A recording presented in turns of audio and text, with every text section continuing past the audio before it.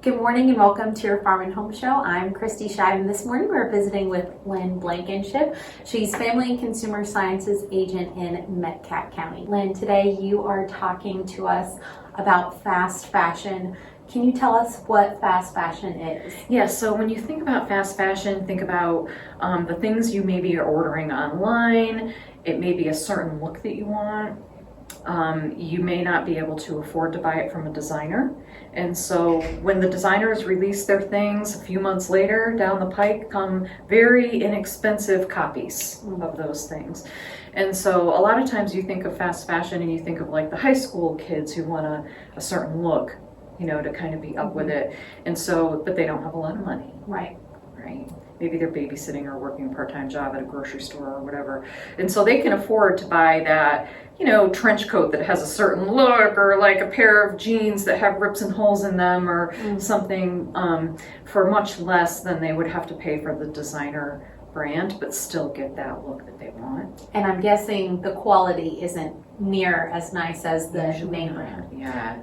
So what you usually see in the knockoffs, where a name brand might be made from silk or a natural fabric or a blend of fabrics, what you're going to find a lot is just polyester or nylon, some of the cheaper, more thin fabrics where they can get the look, but the quality of the fabric itself is much less expensive.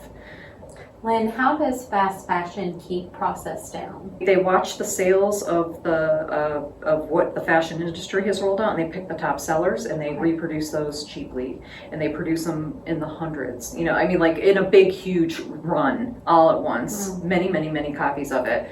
The mass production keeps those down. A lot of times they're produced in like Pakistan, Bangladesh, and India, places where workers, they've got about 70,000 manufacturer workers working in the clothing industry in those countries.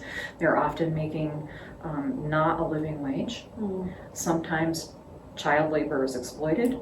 You know, not as frequently as in the past. Right. It's been kind of cracked down on, but it still happens in some places. So when you're buying some of those very thin fabrics, inexpensive, quickly made, you know, they're also shipped in containers. You know, so they're shipped overseas from these faraway places to here. And all of those things add up. And the fabric that they're using is petroleum based, and petroleum is a limited resource, and we absolutely need it for some things. Like, you know, we need it for car tires, right? We need it for oil in our vehicles to keep our vehicles rolling. Do we need to use it for clothing? And that was going to be my next question, Lynn. What are the impacts that fast fashion has on the environment? So like I just mentioned, it uses petroleum that's a limited resource and is eventually going to run out, and so it's using that. Also, the shipping is huge, coming to the United States, and people, as compared to 20 years ago, we as consumers are buying 60% more clothing and wearing it for 50% less duration. So, you know, I mean, that's huge for us as consumers, because we're spending over and over and over again, and then we're wearing things, you know, 7, 8, 10 times, and then having to throw them away, and it's filling up our landfills. So there's so much more waste from clothing in landfills. Just over the past 20 years, I can't even tell you the tonnage that they've come up with for all of this fast fashion that you can't donate. You can't reuse it because the quality of it is so poor that once you're going, I'm not going to wear this anymore, it's really not wearable by anyone. And then you throw it away. Lynn, how can we do better in our own clothing purchases? Well, thinking about trying to purchase things that are made from natural fibers is big.